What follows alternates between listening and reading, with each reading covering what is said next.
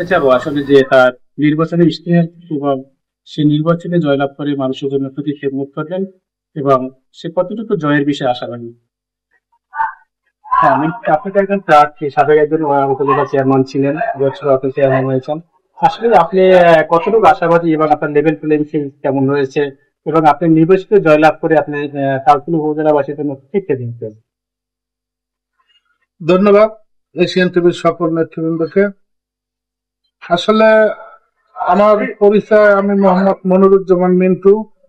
আমি সাবেক উপজেলা চেয়ারম্যান, তালতলী উপজেলা প্রথম উপজেলা চেয়ারম্যান আমি। তাই তালতলী উপজেলায় যতটুকু উন্নয়ন, আমি প্রথম উপজেলা চেয়ারম্যান হয়ে আমার হাত ধরে এই উন্নয়ন হয়েছে। তা আমি আবার উপজেলা পরিষদ নির্বাচন করতে যাচ্ছি 2024। তাই আল্লাহ পাক যদি, আমি শতভাগ বিশ্বাসী এই নির্বাচনে, আমি আশাবাদী শতভাগ।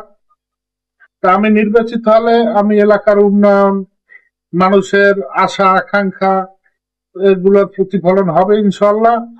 আর বিশেষ করে